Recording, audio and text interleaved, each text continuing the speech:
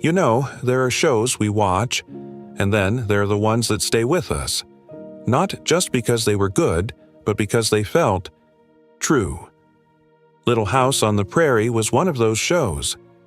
I remember watching it as a kid, curled up, on the couch, the harmonica playing, that opening scene of Charles and Laura walking across the field.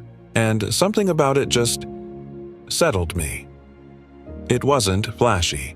There were no special effects, no big explosions, just a family. A house, a life built on hard work, love, and doing the right thing, even when it hurt. And I didn't realize it then. But that show was shaping me. More than cartoons, more than action shows. More than anything, Little House taught me what it meant to be kind, to stand up for someone, to say sorry, to keep going when things got tough. And I know I'm not the only one. Millions of people, across generations, feel the same way.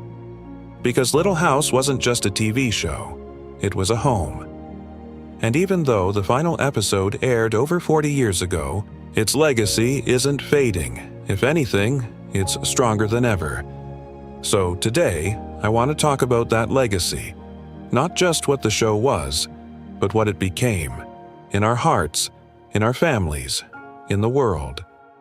Because the truth is, Little House didn't end when the cameras stopped. It just kept going. Let's start with what made it so different. Back in the 70s, most TV shows were about drama or comedy or crime. But Little House? It was about values. Simple ones, honest ones. Like, work hard, take care of your family, be fair, help your neighbor. Charles Ingalls didn't carry a gun to solve problems. He carried a shovel. He carried patience. He carried love. And week after week, we watched him live by a code that felt rare, even back then. But it wasn't just Charles. It was the whole family. Caroline, strong and steady, raising her kids with quiet strength. Mary, losing her sight but never her dignity. Laura, fiery and curious, always asking, why? And even Nellie Olson, yes, her, taught us something. That pride can hurt. That kindness matters more than being right. The show didn't shy away from hard things. I mean, think about it.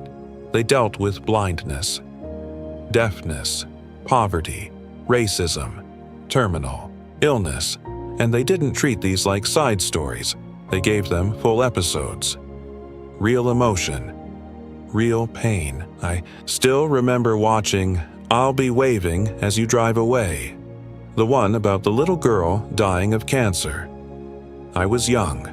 I didn't know what cancer was, but I knew that scene, where the family throws her a party and she opens a locket, with a picture of all of them.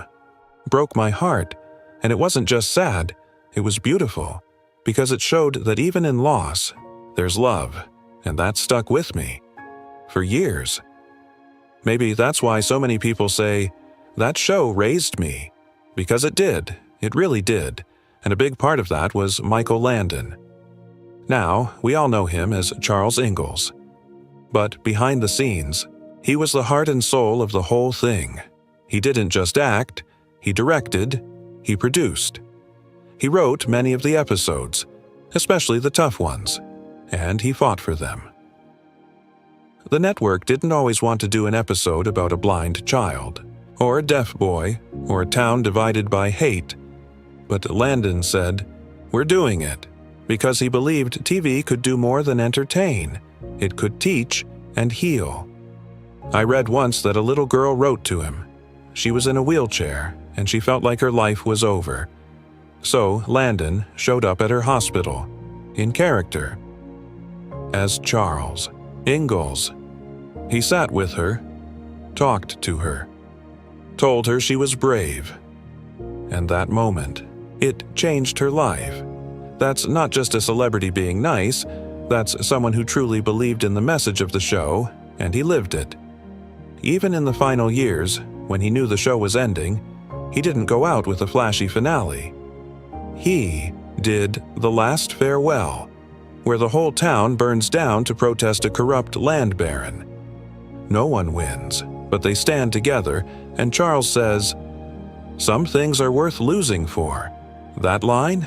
That's the whole point of Little House. It's not about winning. It's about doing what's right, even if it costs you everything. And that's a lesson that doesn't expire. Now, the show ended in 1983, but the legacy, that didn't end. It just spread. Because people kept watching, and not just the original fans. Their kids, their grandkids. Even people in other countries, who've never seen a Prairie, watch it and say, "I get it," because it's not really about the past. It's about how we treat each other. Think about it. When was the last time you saw a show where a father teaches his son to say, "I'm sorry," or where a mother comforts her daughter by saying, "You're safe, I'm here," or where a community comes together to help someone in need, no questions asked? We don't see that much anymore, but Little House showed it, week after week, and it made us believe it was possible. Now, look at the cast. What happened to them after the show? Melissa Gilbert, Laura, didn't just disappear. She became president of the Screen Actors Guild. She fought for child actors. She opened up about her health, epilepsy, heart surgery, and helped others feel less alone. She said once, "I spent my life trying to live up to Laura." And isn't that something? The character shaped the person. Not the other way around. Catherine McGregor, Harriet Olsen, lived a quiet life, never married, never sought the spotlight, but she never disowned her role. She said, "People think Harriet was just mean," but she was scared. She was trying to protect her family the only way she knew how. And that's deep, because even the villain had a heart. And Melissa Sue Anderson, Mary, became a writer, an artist, and a thinker. She wrote a memoir that wasn't just about the show. It was honest about the pressure, the loneliness, the cost of fame, and fans loved her even more for it, because she was real, just like the show. And that's the thing. Little House didn't pretend life was easy. It showed the storms, the losses, the cold winters, but it also showed the fire in the stove, the song at bedtime, the hand on the shoulder, the "I love you" whispered in the dark. And that balance between hardship and hope is what made it last, because life isn't all sunshine, but it's not all darkness either, and Little House reminded us of that.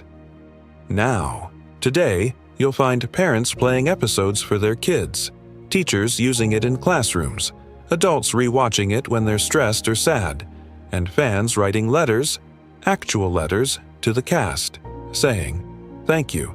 You were my family when I didn't have one." And that breaks my heart, in the best way, because that's not just a TV show, that's love. Real, lasting, quiet love. And in a world that feels so loud, so divided, so fast, that kind of love is a refuge. I've talked to people who say they watch Little House when they can't sleep, or when they're grieving, or when they just need to remember that good people still exist. And I get it, because when I watch it now, I don't just see a story, I see a promise. That kindness matters. That family is worth fighting for. That you can lose everything. Your home, your health, your money. But as long as you have love, you're not poor. And that's a message we need now more than ever. We live in a time of noise, of anger, of everything being about me, me, me. And Little House says gently, what if we cared more about us? What if we helped? What if we listened? What if we just showed up? Charles didn't give big speeches. He fixed the roof. He held Caroline's hand. He hugged his kids, and in those small acts, he taught us everything. So, what's the best legacy of Little House on the Prairie? It's not the ratings, it's not the spin-offs, It's not the merchandise or the reunions. It's this: that for 9 years, a TV show reminded us of what really matters, and millions of people, you, me, our parents, our kids, carried that with us. We became a little kinder, a little braver, a little more willing to do the right thing, even when no one was watching. And that's how legacies grow, not in headlines, but in hearts. So the next time you see that opening scene, Charles and Laura walking across the field, don't just see a show, see a choice, a decision, made by Michael Landon, by the cast, by the writers, to believe in goodness, and a decision by all of us to keep believing. Because the Prairie never really ended. It's still out there in every act of kindness, in every family dinner, in every time someone says, "I'm here for you." Little House didn't end. It just changed form, and as long as we keep living its values, it never will. So thank you, Little House, for the stories, for the tears, for the hope, and for reminding us, again and again, that the simplest things are often the most important. Family, faith, still love, and the courage to be good. In a world that doesn't always make it easy. That's the legacy. And it's one worth passing on.